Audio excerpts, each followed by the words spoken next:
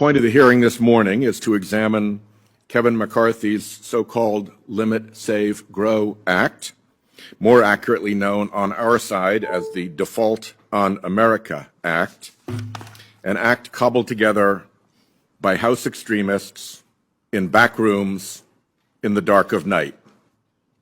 Since the House didn't hold a single hearing on this extreme and dangerous measure, the Senate will. MAGA Republicans' dangerous bill proposes a terrible choice: default on our financial obligations, causing widespread pain and wrecking our economy, or gut basic federal programs essential to our economic strength, causing widespread pain and wrecking our economy. It is a false and unnecessary choice. MAGA Republicans have claimed they are averting a catastrophe by setting up this rotten choice. Do not believe it. They are causing one. Many of them want one. Our Republican House friends care about the debt sporadically. With Republican presidents, they pass huge tax cuts for the wealthy and large corporations, adding trillions to the debt.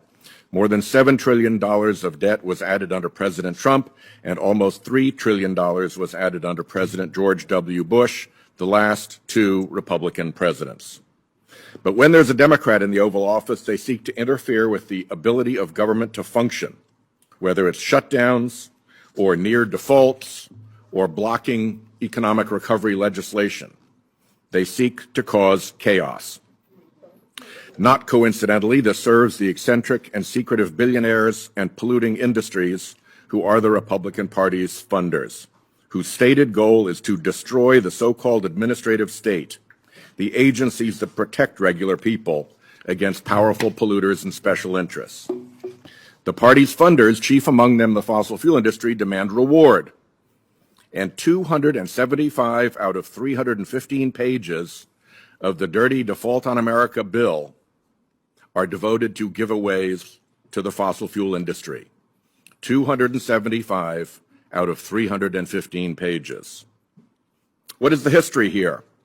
Since Bill Clinton took office 30 years ago, Congress has raised or suspended the debt limit on 24 separate occasions, 14 times under Democratic presidents and 10 times under Republican presidents.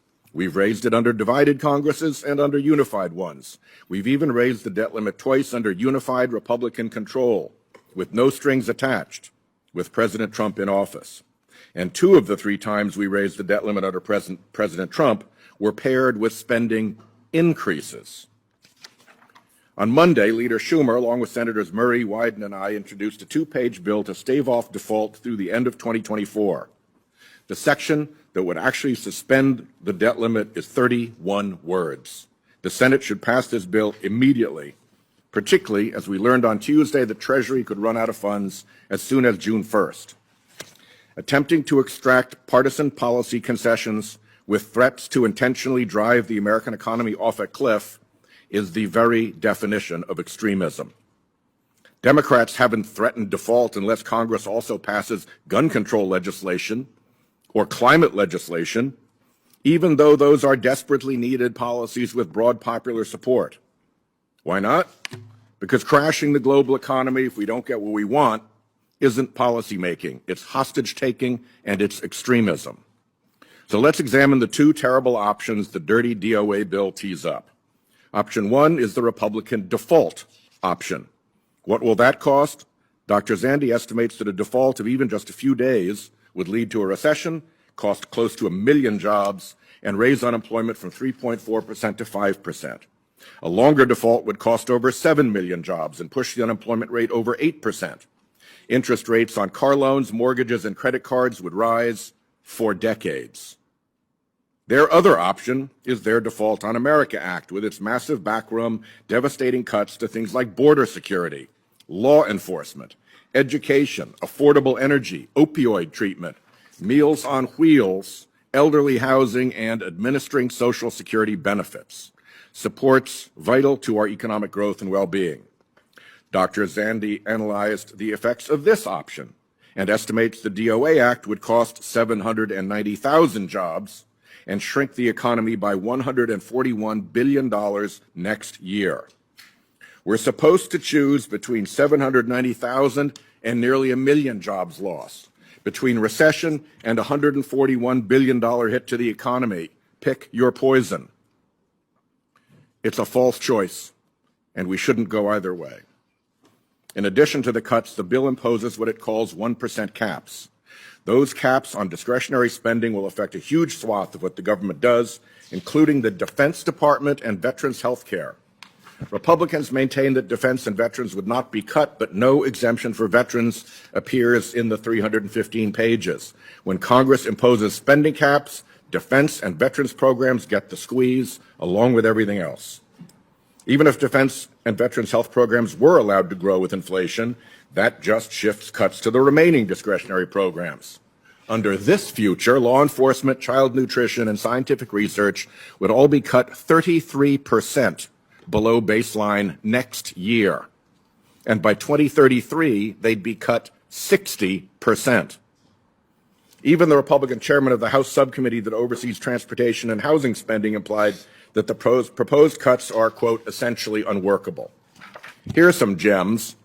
Republicans' DOA Act would rescind the extra funding we provided to the IRS to go after wealthy tax cheats and serve Americans better. This would add $120 billion to the deficit and help super wealthy individuals and corporations who evade their tax responsibilities. After all our work on health care, the DOA Act would put 21 million people at risk of losing their health insurance. The DOA Act is a field day for polluters, repealing clean energy tax credits that are already generating over 142,000 jobs from more than 190 projects, including projects Republicans have touted back home before coming to Washington to pull down those very credits. Freeze frame that and read it at your leisure. Those are comments by Republican House members lauding projects funded by those tax credits they're trying to undo. It would even let fossil fuel interests leak polluting methane emissions with no fee for that pollution.